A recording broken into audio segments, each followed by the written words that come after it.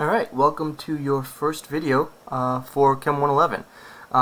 So I'm just going to start by talking about a couple of general concepts. First and foremost, what is chemistry? Chemistry is the study of matter and the changes that matter undergoes. So I think the good place to start is by identifying matter.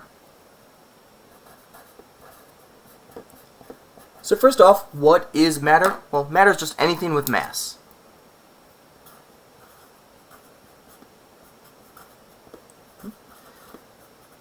So that's our broadest generalization about stuff in the world. Now, let's break it down a little bit. Because different matter behaves in different ways. Ooh, I'm not sure if it's going to work. Here, I've got another one. So, matter can be broken down broadly into two categories. One is pure substances.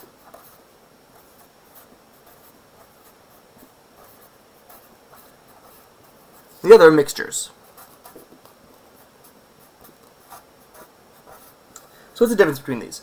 Well, a pure substance is anything that has constant properties and constant composition.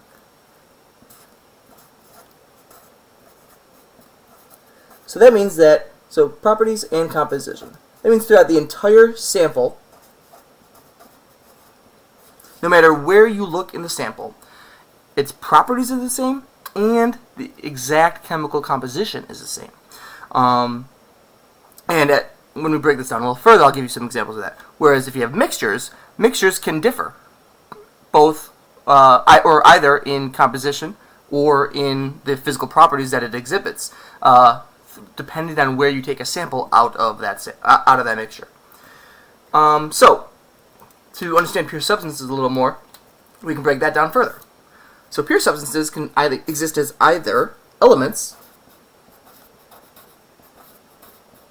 or compounds.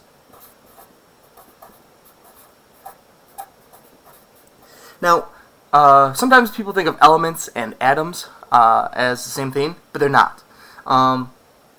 So elements are just any, elements, you can think of them as anything that you see on the periodic table, right? So if a sample is an elemental sample, that means that every single atom within that entire sample is just that one single type of element. So one example of that would be, for instance, let's say you have a copper penny. That penny would be made up of individual copper atoms, just repeated over obviously many bonds and a large distance. But no matter where you look throughout that penny, you would see nothing but copper atoms. Right? So that's an elemental piece of matter. Another example is oxygen, the oxygen that we breathe. Now this is what I mean by elements and atoms not always being the same thing. So the air we breathe, the oxygen is actually two oxygen atoms bonded together. But it's still elemental oxygen, because it's still nothing but these two oxygen atoms bonded together. So if you have a tank of pure oxygen, that would be a pure substance, and it's nothing but elemental oxygen. Compounds are just anything that has more than one type of element. So for instance, let's say we have liquid water, and the water is perfectly pure, there's no impurities, nothing else, it's nothing but pure H2O. That's what makes it a pure substance. The fact that so a pure substance still has to be just basically one type of substance. But since that substance has more than one element present, that makes it a compound. Right? For mixtures can also be broken down. So mixtures can be heterogeneous or homogeneous.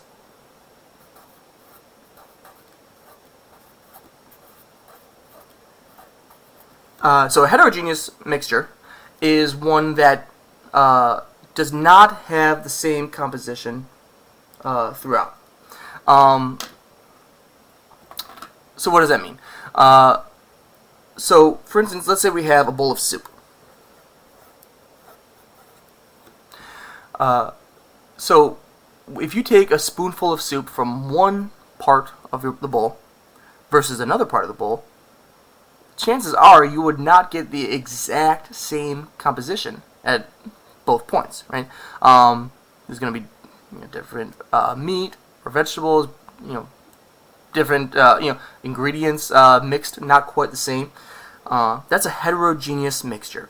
Not only does it have a bunch of different types of substances, but it could have different states of matter. It could have liquid and solid, and you will not get the same, all of the exact same species at any point in the bowl.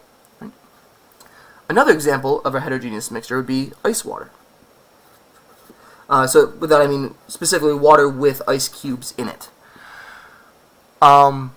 Because this mixture, basically, if you take a sample from it, where it's liquid water, right, you have obviously liquid water. But looking at that ice cube, that's solid water. Those are completely different. That's a different composition of the water, which gives it different properties. And it's not uniform throughout. If it was perfectly iced throughout, that would be uniform. But just having different states of matter, it could be enough to give you a heterogeneous mixture.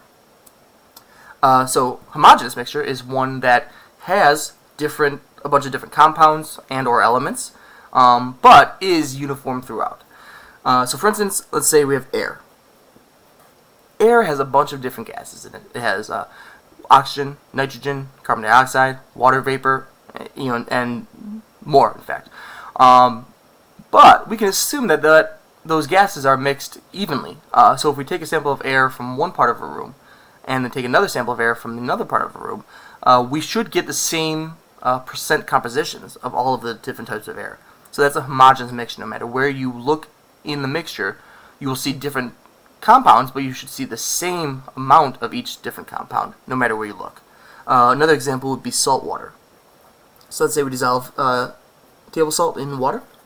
You can assume that mixes uniformly, and so assuming all of the salt dissolves, then that would also give you a perfectly uniform homogeneous mixture.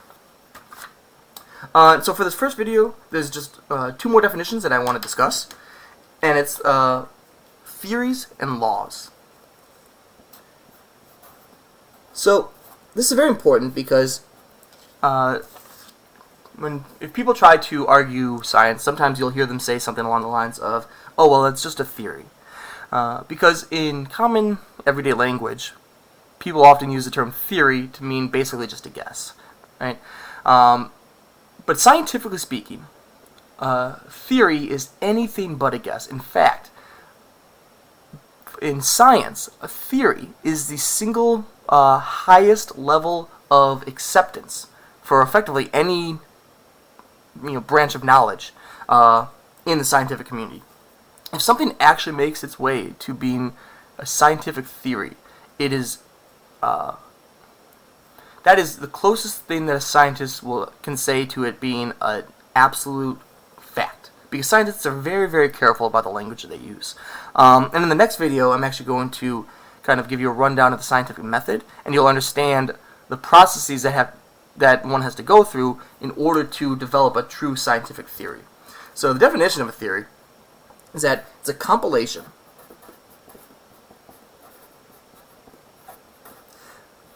of many experimentally proven hypotheses,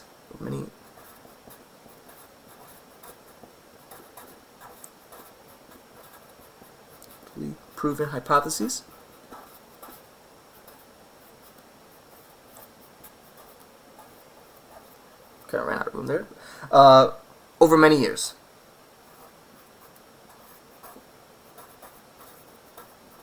Many years, supported by much data.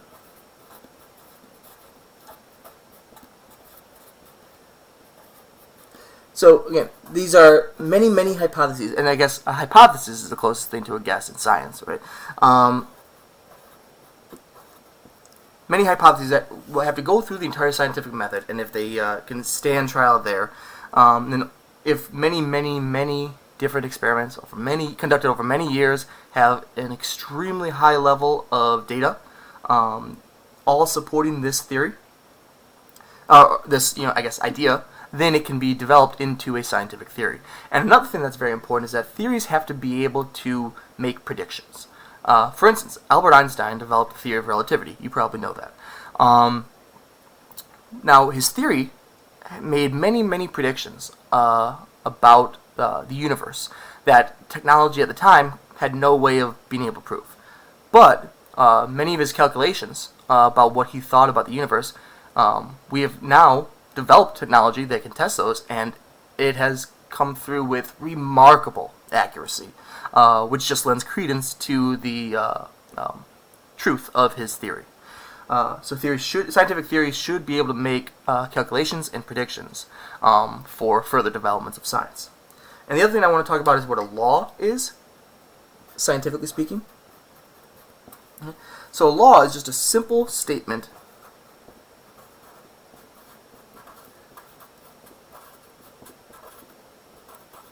of a universal observation. For instance, Isaac Newton's laws of motion, universal observation. So he said that an object at rest will stay at rest, and an object in motion will stay in motion unless acted upon by an outside force. We can see that. I can put my Sharpie down on the table, and that's not going to move unless I pick it up or something happens, some kind of breeze, an earthquake, some kind of outside force has to move it. It's not going to move on its own. That is a simple statement of a universal observation. We can all see that. That is a law in scientific terms. And I will, again, discuss those a bit more in my next video when I talk about the scientific method.